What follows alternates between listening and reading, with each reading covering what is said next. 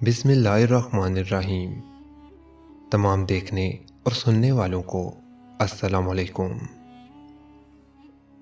ज़मज़म सब पानियों का सरदार और हज़रत जिब्राइल अलैहिस्सलाम का खोदा हुआ चश्मा है। ज़मज़म का पानी शेर ख्वार हज़रत इस्माइल अलैहिस्सलाम की प्यास बुझाने के बहाने अल्लाह ताला ने तकरीबन 4000 साल कबल एक मौज़े की सूरत में मक्का मुकर्रमा के बेआबो गया रेगिस्तान में जारी किया, जो आज तक जारी है। ये कुआं वक़्त के साथ साथ सूख गया था। हज़रत मोहम्मद सल्लल्लाहु अलैहि वसल्लम के दादा हज़रत अब्दुल मुत्तलिब ने इशारा खुदाबंदी से दोबारा खुदवाया, जो आज तक जारी और सारी है। अरब के सहरा में 2 खुश्क पहाड़, जहाँ एक बच्चा प्यास की शिद्दत से एड़ियाँ रगड़ रहा था। माँ ये मंजर देखकर बहुत परेशान थी।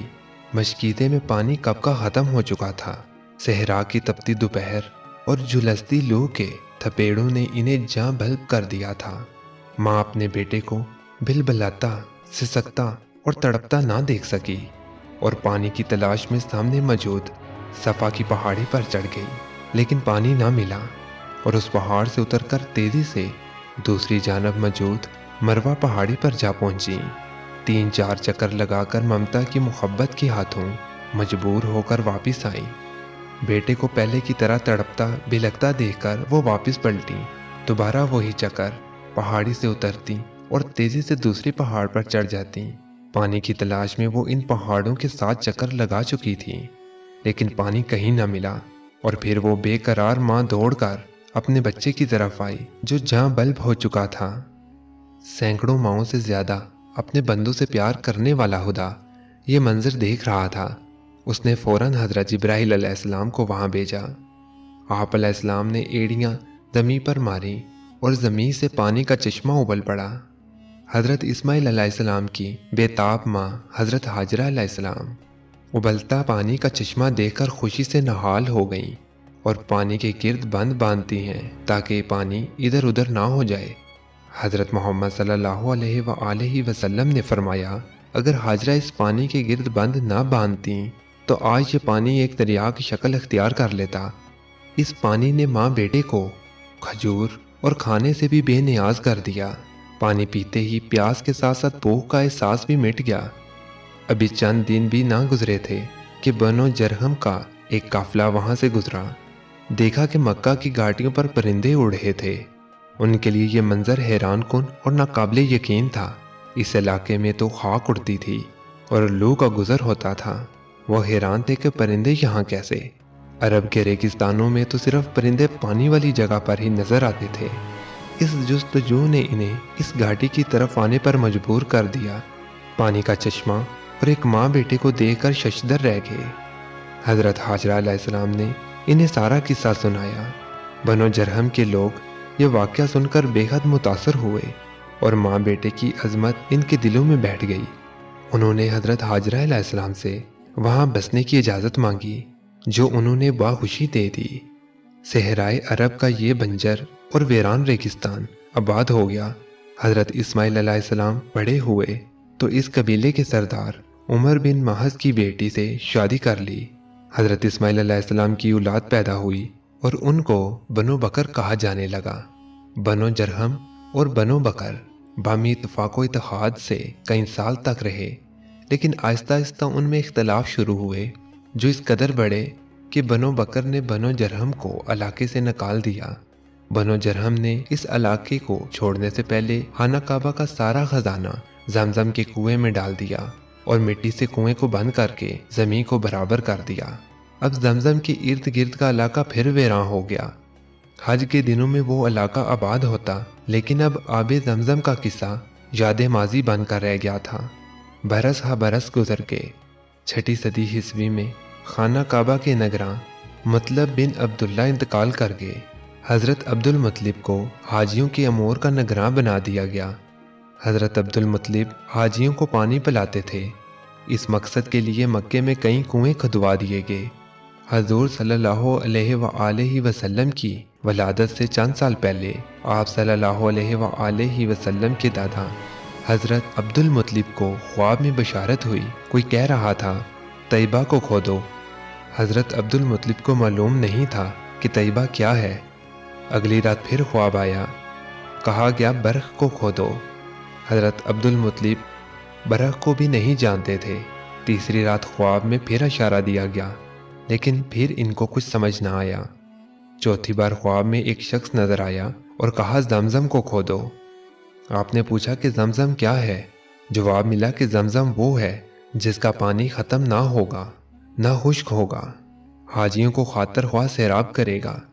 نشانی اس کی یہ ہے کہ وہاں چونٹیوں کی بہت سی بل ہیں اور ایک کوا زمین کو خریدتا رہتا ہے۔ اگلے دن صبح سویرے حضرت عبد المطلب اپنے بیٹے حارث کے ساتھ اس جگہ پہنچے اور کھدائی شروع کر دی۔ اہل قریش نے باپ بیٹے کو کھدائی سے روکا اور ان سے کہا اس جگہ تو بتوں کے نام قربانیاں دی جاتی ہیں، یہ مقدس جگہ ہے۔ حضرت عبد المطلب نے سنی انسنی کر دی اور کھدائی جاری رکھی، مگر قریش نے باپ بیٹے کی کوئی مدد نہ کی۔ 3 دن کی انتھک محنت کے بعد آخر گوہر مقصود ہاتھ آ ہی گیا۔ حضرت عبد المطلب کھدائی کرتے اور حارث مٹی اٹھا کر باہر پھینکتے رہے۔ زمزم کا کنواں نکل آیا اور حضرت عبد المطلب کے ہاتھ بے شمار خزانہ لگا جو بنو جرہم نے دفنا دیا تھا۔ اب قریش کی آنکھیں بھی کھل گئیں اور حضرت عبد المطلب کے پاس آئے، کہنے لگے کنواں تو ہمارے باپ اسماعیل علیہ السلام کا ہے، اس خزانے میں ہمارا بھی تو حصہ بنتا ہے۔ حضرت عبد المطلب نے صاف انکار کر دیا۔ قریش والے بھی ٹلنے والے نہیں تھے، انہوں نے لڑائی اور جھگڑے کی، چنانچہ اس جھگڑے کو نپٹانے کے لیے عرب کے دستور کے مطابق کسی با علم اور دانش مند شخص پر فیصلہ چھوڑا گیا۔ اہل قریش نے کہا کہ شام میں رہنے والے قبیلہ بنو سعد ہی اس کا فیصلہ کر سکے گی۔ حضرت عبد المطلب نے یہ بات مان لی اور مختلف قبائل کے نمائندہ افراد کے ہمراہ شام کے لیے رختے سفر باندھ لیا۔ فاصلہ لمبا تھا، رستے میں میلوں پر پہلے ہی صحرا سے گزرنا تھا۔ صحرا میں اکثر لوگوں کے پاس پانی ختم ہو گیا، پیاس کے مارے لوگوں کی جان نکلنے لگی۔ جن کے پاس چند گھونٹ پانی تھا انہوں نے دوسروں کو دینے سے انکار کر دیا۔ حضرت عبد المطلب کے ساتھی زندگی سے مایوس ہو گئے اور نوبت یہاں تک پہنچ گئی کہ ساتھیوں نے کچھ قبریں بھی کھود دیں تاکہ جو پہلے مر جائیں ان کو دوسرے دفنا دیں۔ حضرت عبد المطلب سے ان کی حالت دیکھی نہ گئی۔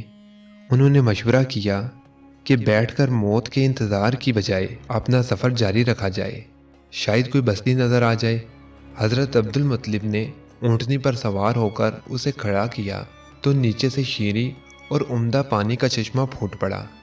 خوشی سے ان قابل فراموش لمحات میں حضرت عبد المطلب نے زور سے نعرہ لگایا، سب نے پانی پیا اور اپنے برتن بھر لیے۔ یہ ماجرا دیکھ کر تمام قبائل کے نمائندہ افراد حیران رہ گئے۔ انہوں نے کہا عبد المطلب اب ہمیں آگے جانے کی ضرورت نہیں، قدرت نے راستے میں ہی تمہارا حق پر فیصلہ کر دیا ہے۔ اب ہم تم سے زمزم کے مسئلے پر نہیں جھگڑیں گے۔ جس ذات نے اس بے آب و گیاں ویرانے میں تمہارے لیے چشمہ جاری کیا ہے، بے شک اسی نے تمہیں زمزم عطا کیا ہے۔ اس کنویں کی عظمت تو دیکھیے، آب زمزم حضرت اسماعیل علیہ السلام کے لیے نکالا گیا اور اس کی وجہ ان کی والدہ بنی۔ اللہ کے حکم سے حضرت جبرائیل علیہ السلام نے یہ پانی جاری کیا۔ اس پانی کو تمام انبیاء اور نیک لوگ پیتے رہے۔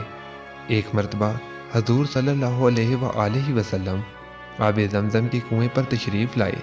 آپ صلی اللہ علیہ وآلہ وسلم کے لیے پانی کا ایک ڈول نکالا گیا۔ آپ صلی اللہ علیہ وآلہ وسلم نے کھڑے کھڑے اس میں سے پانی نوش فرمایا، پھر اس میں کلی کر لی اور ڈول کو کنویں میں انڈیل دیا۔ گویا یہ پانی آپ صلی اللہ علیہ وآلہ وسلم کا جھوٹا ہے۔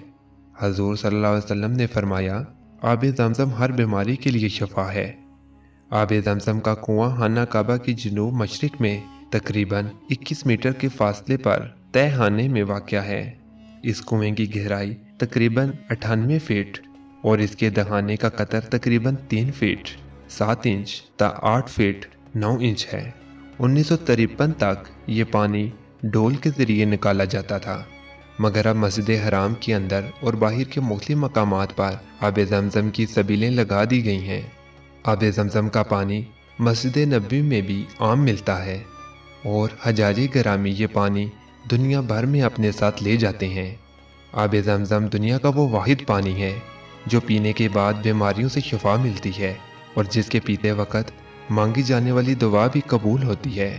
اللہ تعالیٰ سے دعا ہے کہ جس طرح اس نے ہمیں اس دنیا میں آب زمزم کی نعمت عطا فرمائی، حوض کوثر پر بھی ہمیں ہمارے پیارے نبی صلی اللہ علیہ وآلہ وسلم کے ہاتھوں آب کوثر پینا نصیب فرما۔ آمین۔